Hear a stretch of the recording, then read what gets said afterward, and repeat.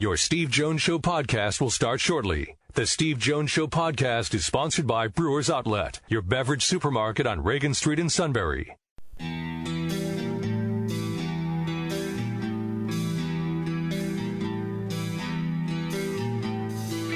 Sports talk where your voice counts. This is the Steve Jones Show on News Radio 1070 WKOK. Now from the Sunbury Motors Studio, here's Steve Jones. Today's show brought to you by Brewers Outlet, Reagan Street in Sunbury, the beverage supermarket, imports, domestics, microbrews, best selection of beer anywhere, wine coolers, water, soft drinks, snacks, and awesome specials. Between now through Tuesday, Coors and Coors Light 30 packs, $17.97.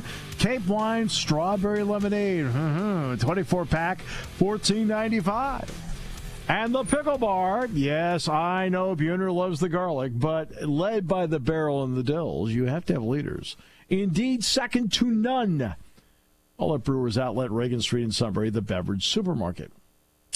Again, we're in the Sunbury Motors Studio, Sunbury Motors, 4th Street in Sunbury. Sunbury Motors Kia routes 11 and 15 in Hummel's Wharf. Two quick notes for you. Number one, the suspension of Myles Garrett is without pay. Somebody said that the money should go to charity. I would like to enlighten everybody on how fines in the NFL work. Okay, all fine money is donated to charity. It's automatic. So whenever you hear, he got fined $100,000, the league then takes the money and then they send it to charity. You know, obviously it's a league-sponsored charity, you know. But all fines in every league go to charity. It's been a standard for a long time. I don't think a lot of fans do realize that. So if you're wondering where the fine money will go, it will go to an NFL-designated charity, as will the Mason Rudolph fine. Mason Rudolph is going to be fined. They have confirmed it. They just haven't said the amount. Okay, keep in mind, and again, here's the difference. I can be a little more impartial than the fan can on this because I had no dog in the hunt. I didn't even see it till this morning. I looked at it. The first thing I thought was, okay, obviously Garrett thing is horrific. But I'm watching the whole play, and Rudolph started it. I mean, he grabbed his helmet. He also kicked him. So he doesn't deserve a suspension, but he does deserve a fine, which he will get. Sean disagrees, but he is a fan. Garrett does deserve to be suspended for the rest of the season without pay and the playoffs, and maybe a little bit into next season, too. We'll see how they want to handle it. But all fines do go to charity from any league, NHL, NBA, Major League Baseball, NFL. All fine money is donated to a league-affiliated charity or charities. All right? So I hope everybody knows that. That's why we have the show. We can point things out. All right. My old buddy Will Tiemann worked Seton Hall and Michigan State last night. Cassius Winston late for our play-by-play call of the day. Pirates get a fresh 20 on the shot clock. With the ball, Powell. Here comes his three. This one is no good. Rebound, Rocket Watts. He's on the move. Now to Winston for a three. He got it! He got it! Michigan State has taken the lead with 56 seconds to go. Will Tiemann on the Spartan Radio Network. Michigan State beats Seton Hall. Good night for the Big Ten. Penn State really won with relative ease last night at Georgetown, a team that many thought would be ranked in the top 25, was receiving votes in the poll. Penn State never trailed. Penn State played really well last night. Again, they're 3-0. All right, our Broadcasters Roundtable, the voices of Penn State. The voice of Penn State Wrestling, Jeff Byers. The voice of men's ice hockey and baseball, Brian Tripp. And the voice of Lady Lion basketball, Justin Antweil. An opportunity to have them all together earlier today. So I want to get into, and Justin brought this up, about when you really have a great relationship with a coach. Brian, let's start with you. What does it mean that Guy Gadowski that you have the relationship that you do with him and the coaching staff and the access you get? Yeah, I think it all starts with your own preparation, showing that you're willing to not only prepare for a broadcast, but willing to do stuff for the team. And that's learn about what makes each player successful, learn about the team, go to practices, show that you're invested. And I think that earns their respect. And it hasn't just come with Guy, obviously Rob Cooper with baseball, but it all started, Steve. My first gig coming out of school was broadcasting women's volleyball. And there's no one that is more knowledgeable, but also more loyal than Russ Rose. And to have him give me the opportunity as a kid just out of school to be around his team, learn the sport, learn the ins and outs of the sport, go to team meals and have the access to sit there and watch him break down film with the players. I think that's kind of where it all started for me. And that showed me what they do to prepare. And I know that I've always prepared well for my broadcast, but to get that kind of inside access, it just gives you a whole nother level of understanding of what the players go through. There's a lot that people see nowadays with social media, but there's still a lot behind the scenes that people don't always understand that goes on for these players and everything that they have to balance in their lives. So I think showing that you're prepared and showing that you have an investment in the team and the team's day-to-day well-being and just the people that are with the team, I think that helps gain their respect, and that will get you more access. And then when you have that type of access, you have to know what to share and what not to share. And I think that comes with trust and developing a relationship as well.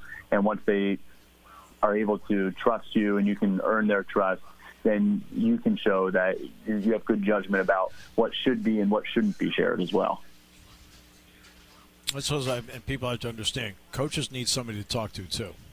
Right? Yeah, they also exactly. need to know that when they talk to you, I mean, they do. They need somebody to talk to. Mm-hmm. And it doesn't hurt that sometimes it's not another assistant coach, or sometimes it helps them just to talk to somebody they know that's around it all the time and gets it.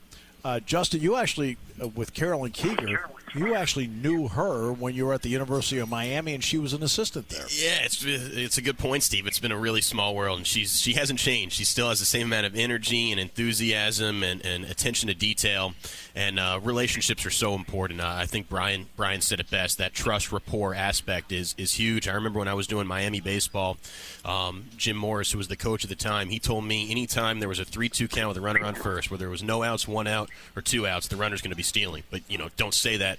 So you can kind of say, maybe the runner's going to be taking a steal here. So it makes you sound smarter.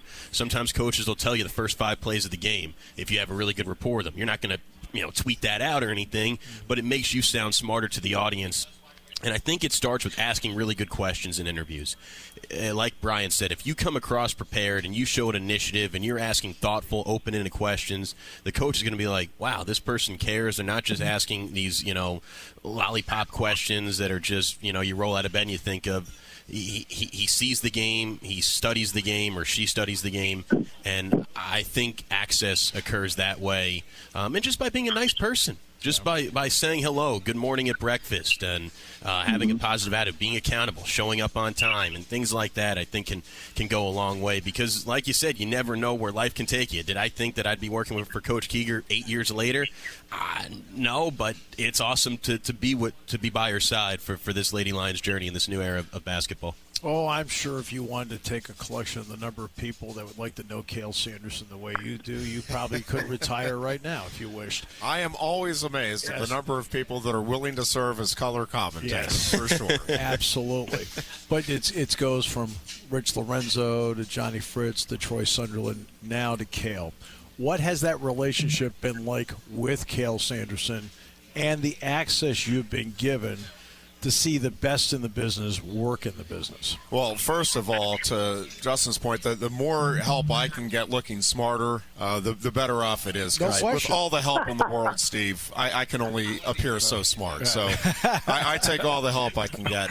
Cale, to be honest with you, from day one, and I've told several people this over the years, I cannot think of a time where I asked him a question and he said, I don't want to get into that. No, there's been some things, hey, here's what's really going on. Just soon we not talk about this publicly, but this is what's happening. This is called common sense in a relationship. Yeah, so from day one, though, I think he at least with me, was very open. The thing that I have learned, and I'm sure you guys would concur, is forming a relationship and a trusting relationship with the head coach is certainly important.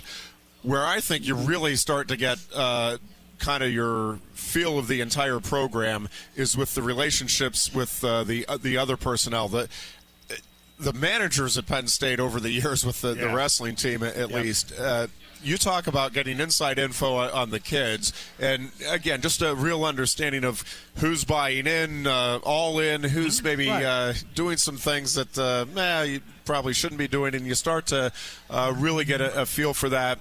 I have the pleasure of rooming with the trainer, Dan Monthly, on just about all of our road trips, and just tremendous insight from him, again, on kind of what's happening, and obviously the assistant coaches and all of the support staff, though. So I do think that a relationship with the head coach obviously is very important, and you need to establish that.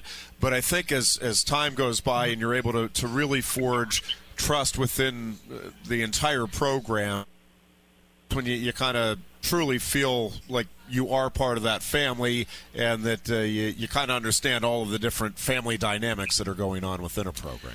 What is the line on you'll hear people that will be openly rooting for their team on the air? And I'll give you an example. There's one SEC program where we and us is used all the time. Yeah. Right? And that started way back decades at the school.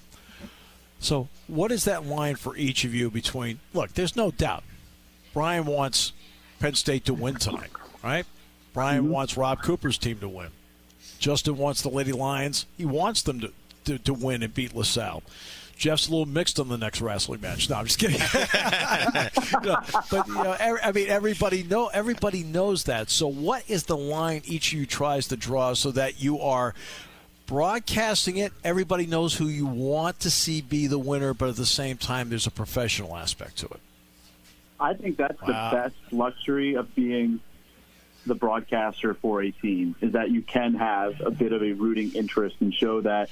I think the key words for me, Steve, are professional but passionate. If you can mix those two things well, there's certainly a line you don't want to cross, but you certainly develop relationships with all the people around the team, and you become a fan, but you also become someone that roots for individual and personal success as well. So I think there's a line that you can't cross in doing so, but if you can maintain professional, if something happens, for instance, say Minnesota tonight has a great goal, I'm going to recognize it. I'm going to call it a great goal, and I might get excited about the play they made, just being a fan of the sport and a fan of what I do.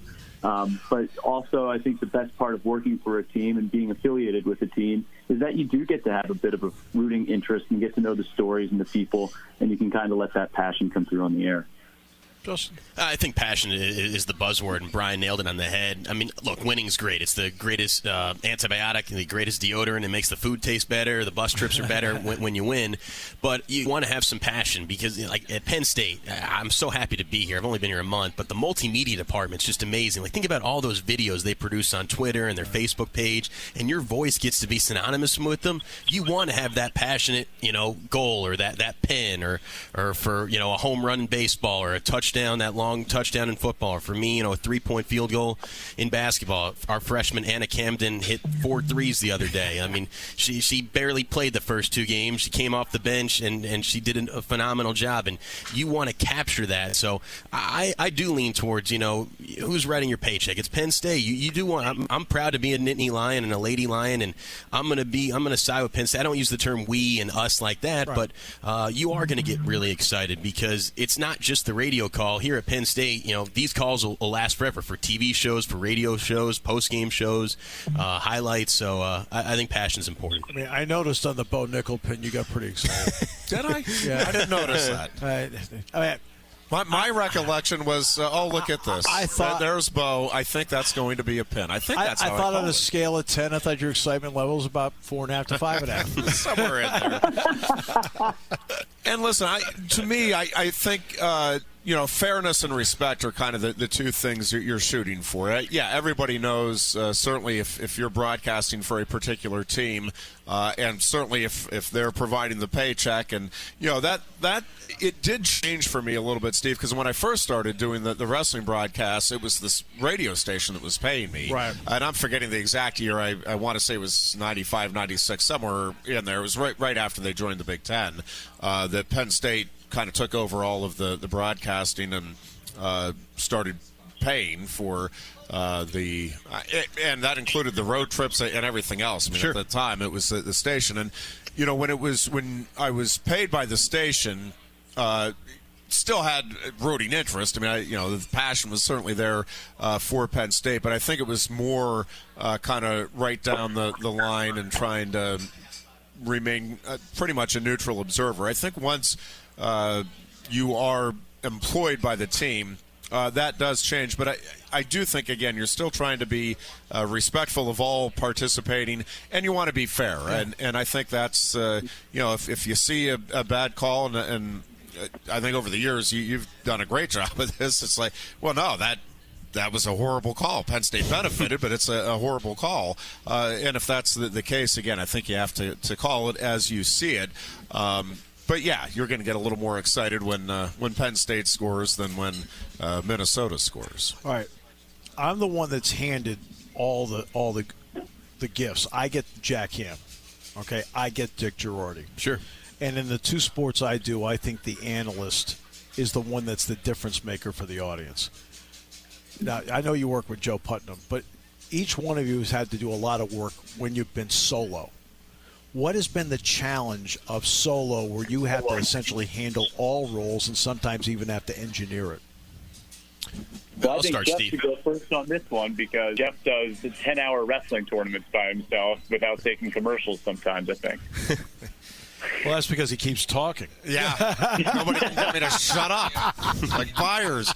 And honestly, I will occasionally, and I'm getting better at it, still not where I want to be, but occasionally, you'll get a call and good or bad, or you start down a certain storyline. It's like, I'll have the voice in my head, okay, Byers, shut up enough.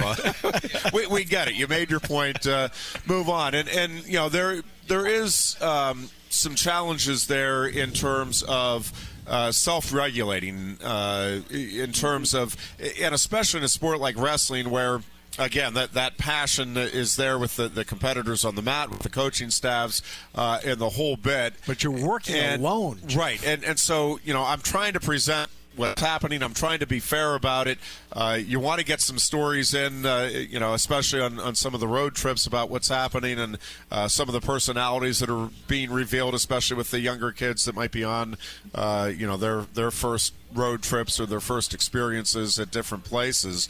And you're trying to balance all of that with, again, just trying to accurately describe and call the action. So, the commentary part for me has always been the most challenging part because I don't want to shy away from it, and I think it's an important part of the broadcast, but I don't want it to overtake what's happening in action, and I don't want it to detract from Penn State's kids or the opponents when you're broadcasting the matches or the tournaments.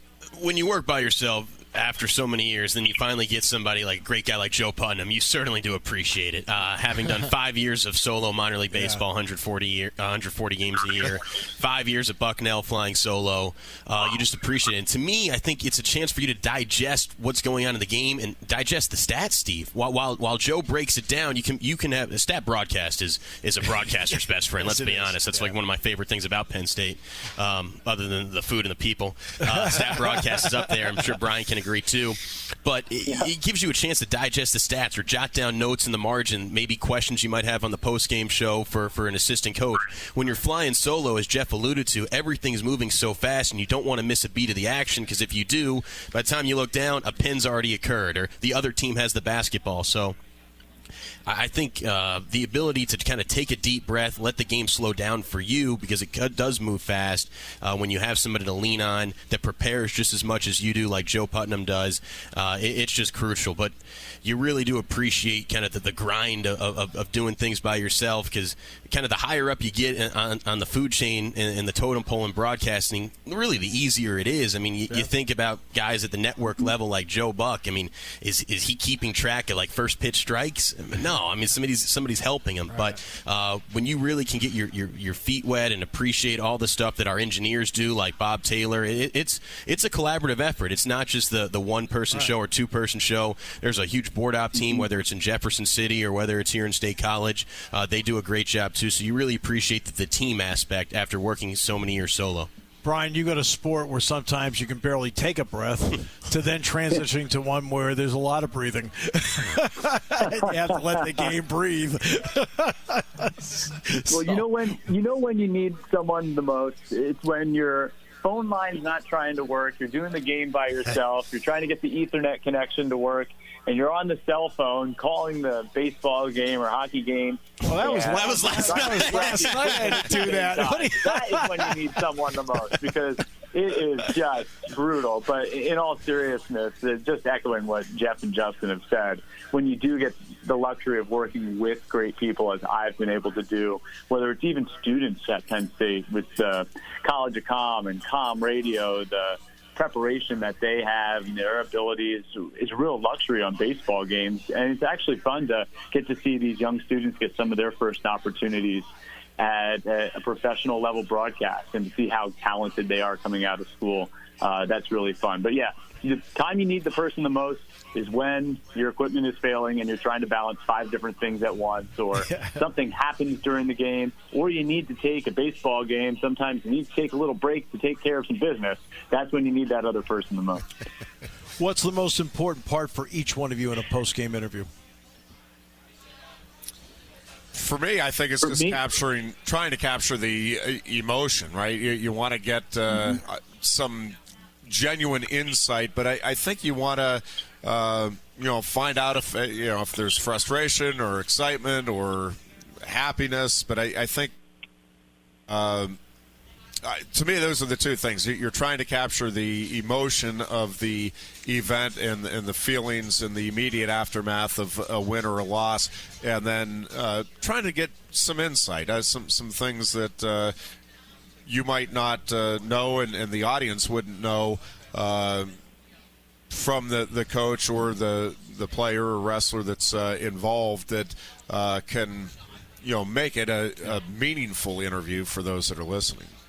Yeah, I'm lucky to work with 3 great assistants, and they kind of rotate on our post-game show every game. Coach Maya Johnson, Coach Ashley Early, and Coach Ginny Bogus, and they all well-spoken. They do a great job. And to me, Steve, I'm always thinking, what would the listener think who just left the arena? Like, what kind of question do they want? They're filing out of the BJC, and why did they run that play in the last 3 seconds? Or what made her change the starting lineup? Or what halftime adjustments they made? They scored 17 points total the first quarter, and then they scored 59 in the second half. So what you just kind of think yourself, what would I ask the assistant if I was driving home leaving the parking lot? So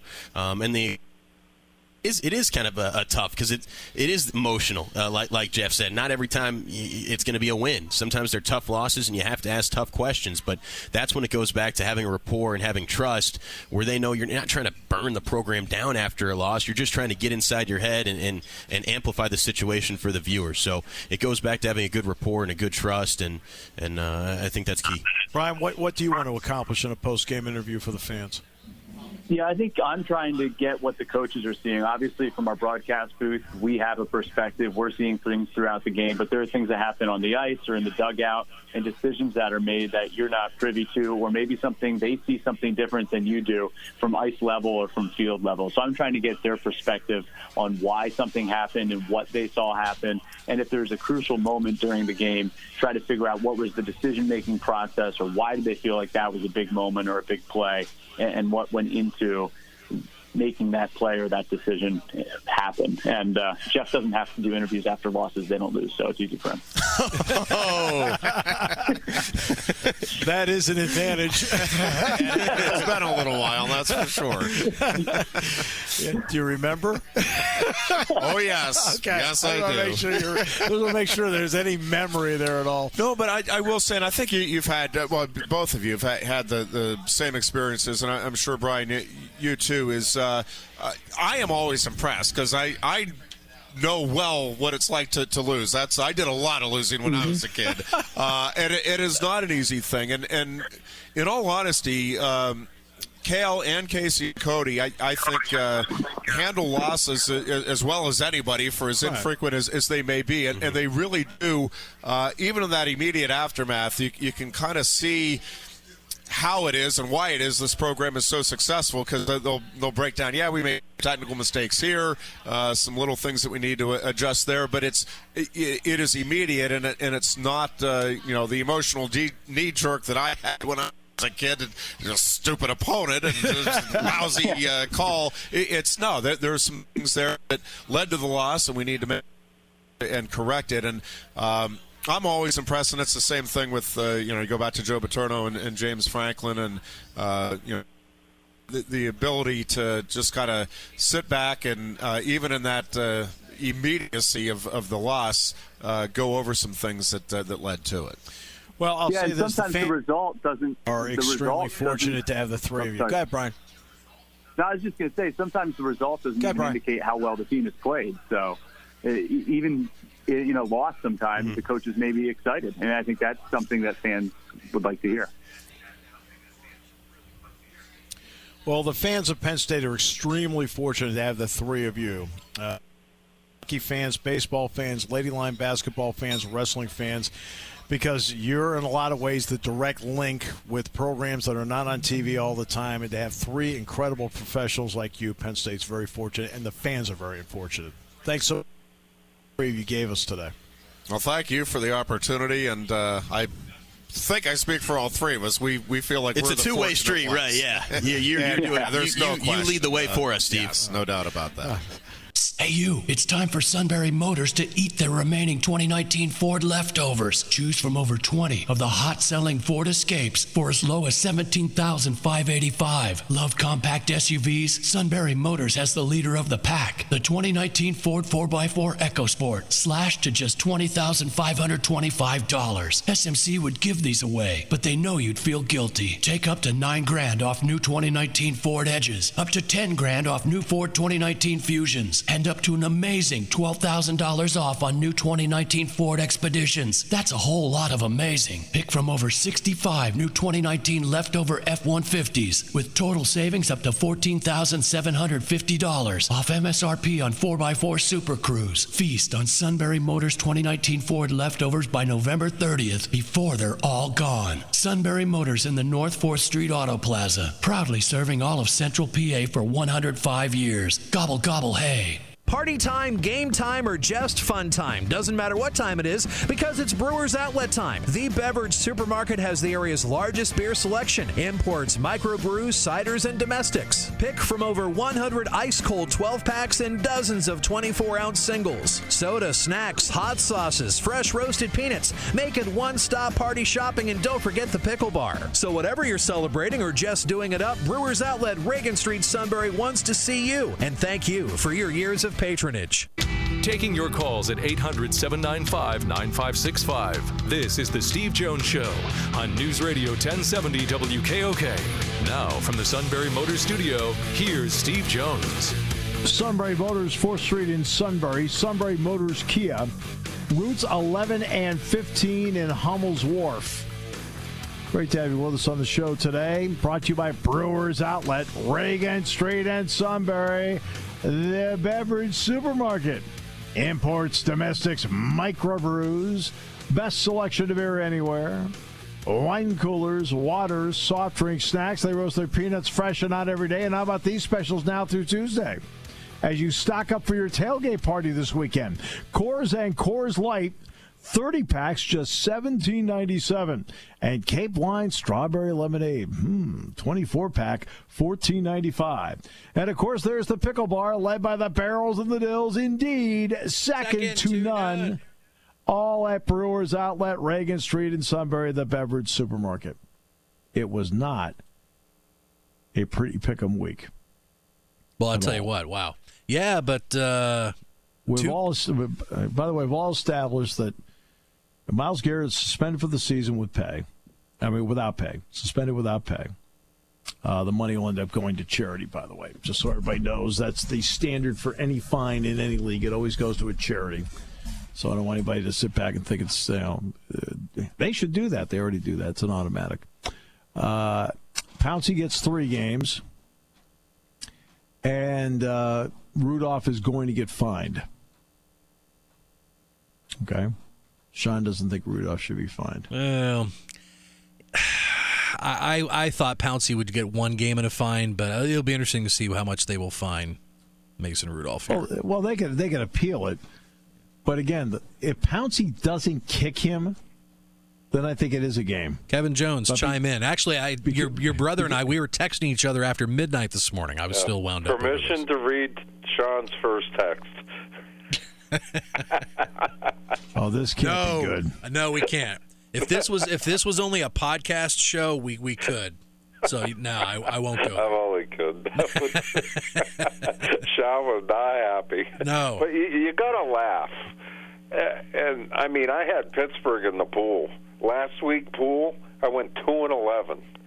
I have never done that in my life.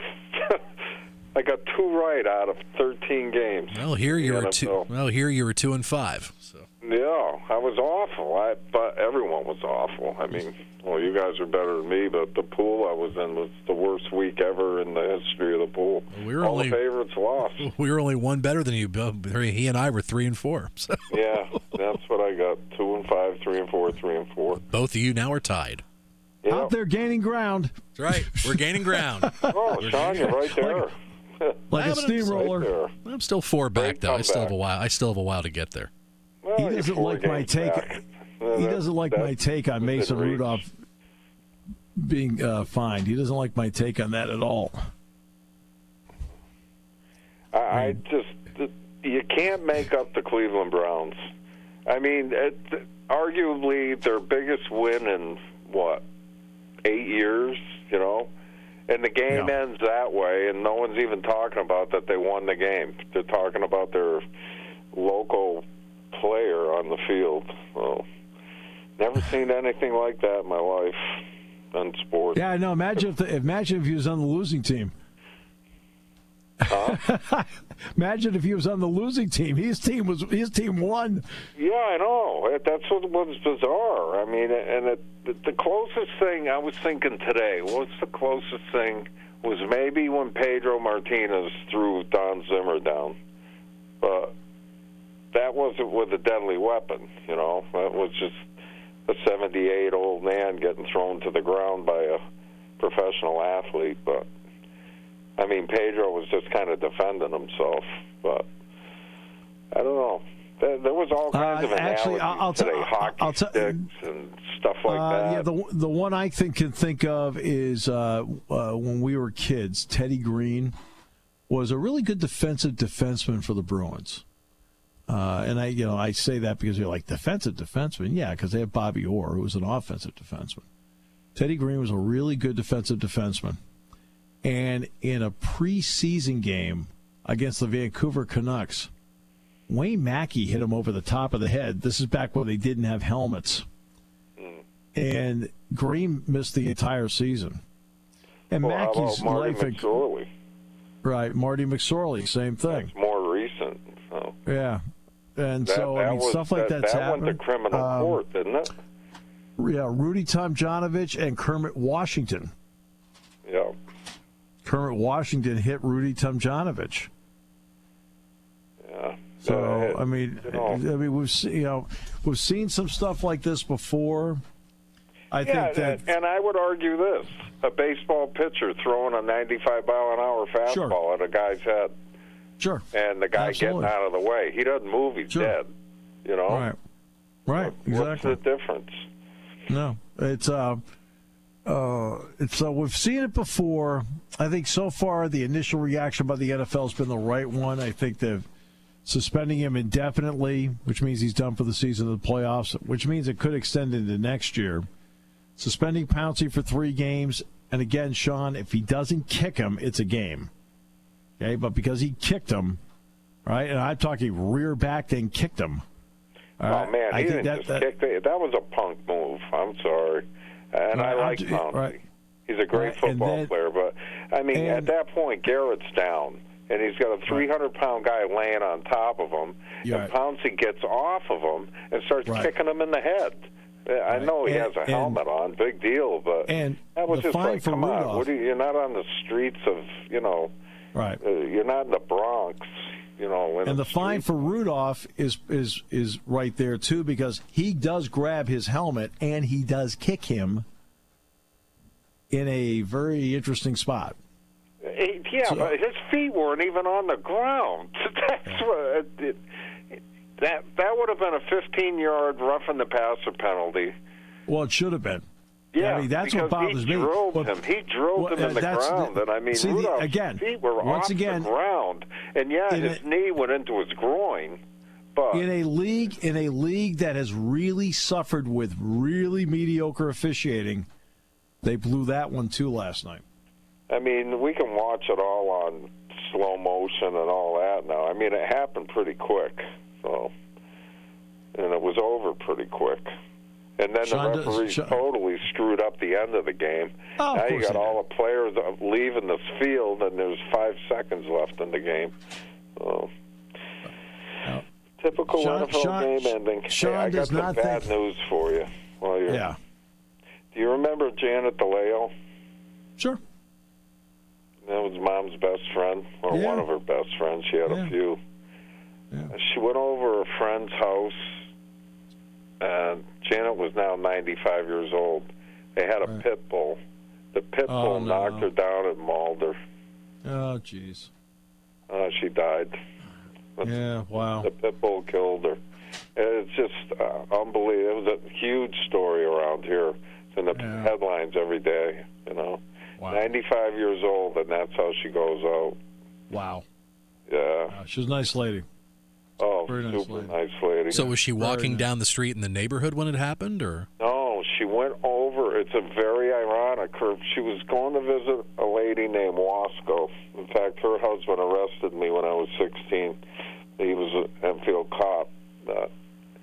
They were very good friends, and she was elderly, and she was living with her daughter, and her daughter's in the state of Connecticut legislature, and also the head of the Humane Society. And the pit bull was a rescue dog that she had at the house. So she knocked on the door, and the dog ran to the door. She opened the door, the dog knocked her down.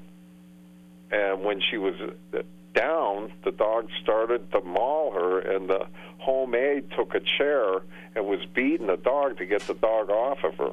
Wow. And the dog just kept on going. But she had Life Alert. There's a button that they push. Yeah. And she pushed the button. So the whole thing's on tape. So. Oh, boy. Yeah, it was just an awful story That's here. Very sad.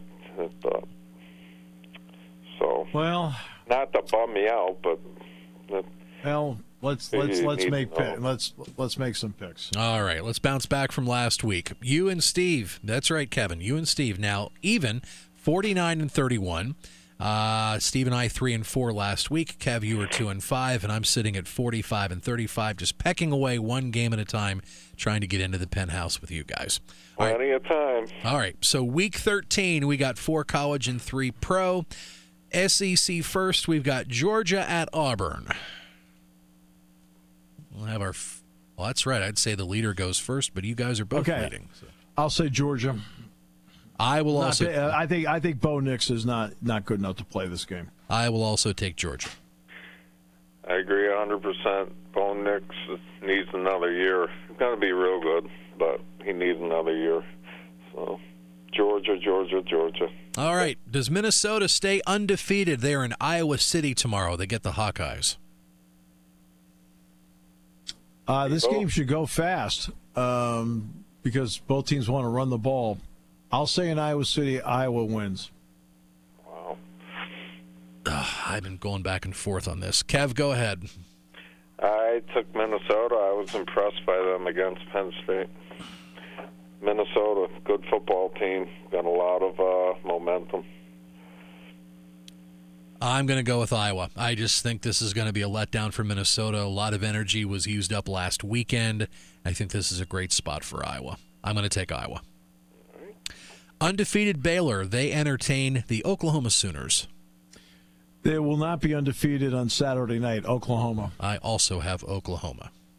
I have Oklahoma because I hate Baylor. No other reason. Oh. Well, you'd really like the coach. He's a State College guy, Matt Rule. So maybe they brought someone in to straighten out their ethics and morals at the school. They did. But that's a pretty crazy school. They did, but Matt is a really good guy. You'd really like him. Good. They made the right move. Bring somebody in to straighten out their image, because right now their image isn't very good. At least in my little tiny world of nothing. All right, they continue their annual matchup, Navy at Notre Dame. First time in 273 games that the game at Notre Dame is not sold out. Matt Catrillo could go to this game. Yes. Matty Ice. They will not sell it out for the first time since 1973. Navy will win. Whoa. King? I also took Navy. I think Notre Dame's got some major problems right now. Navy.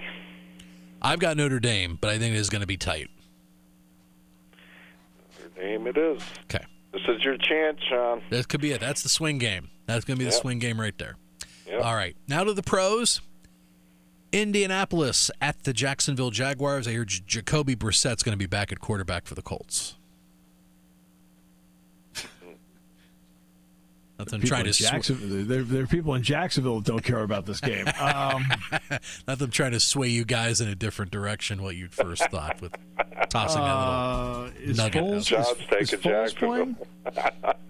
Is Foles playing? I don't know if Foles is back this week or not. I haven't. I'll take Jacksonville. I'll take Jacksonville. I don't care. They could run out. Blake Bortles at quarterback again. Well, he'd have to leave the Rams and come back to Jacksonville. I'm saying, it's like they can run anybody out. Yeah. That was the one thing I didn't expect last week during the Steelers-Rams game was Blake Bortles being out there. Yeah, I know. All right. I will also take Jacksonville. Let's see. You guys both took Jacksonville. I took Jacksonville, but I'm going to take the Colts. I just had epiphany. Epiphany. Overdue with your epiphanies. Okay. I don't know. They don't work, but I had 11 of them last week. All right, we'll stay in the AFC. The Houston Texans at the Baltimore Ravens. I really like the way the Ravens are playing. I'll take Baltimore. I don't want to go against Bill and Deshaun Watson, but I want to take Baltimore. I also have Baltimore, but I just wonder how long this Lamar Jackson streak of a terrific play is going to last. Like they always say, you're one play away from getting knocked out, but he's been putting up some impressive numbers. Yeah, I took Baltimore also. That the offense is an offense that a lot of teams are having a lot of trouble defending. They're putting the two tight ends in the backfield, and they can. When you can run the ball like them, and then you have him. But you're right. When he gets somebody finally, and I hate to say it or hate to see it happen, hits him hard, does an RG3 on him, and then that'll be it. Until that time comes, he's out there fearless. He's a good football player, but someone's going to get him. And ironically enough, if Lamar Jackson gets knocked out, who's going to be coming in? RG3. I know, or maybe Colin Kaepernick. Well, we'll see how the workout goes tomorrow. So. Yeah, that's so funny. All right, so all of us take Baltimore. All right, so Steve, one of your esteemed broadcast colleagues, Kevin Kugler, Cougs, will be here on WKOK Monday night, Westwood One broadcast from Mexico City, the Chiefs and the Chargers. Kevin Harlan was going to do it because I was with Kevin yesterday and spent about an hour with him yesterday before the game. And I'll take Kansas City. I feel that in Mexico they have a home field advantage. I'm also going to take the Chiefs. I took the Chargers. Oh. Well, they're ball right now. Well, they're getting healthier. Yeah. Like Bosa. Oh, Bosa's really good. And that's week good 13. Luck. Have a good week, guys. All right. Have a great weekend, everybody. Tough game against Indiana. Yeah, they're a good team. Yeah, they're very good. This show's been brought to you by Brewers Outlet. We're in the Sunbury Motors studio. Thanks for joining us. Have a great weekend, everybody. You're listening to News Radio 1070 WKOK Sunbury. You can hear us anywhere in the world with the Sunbury Broadcasting Corporation app.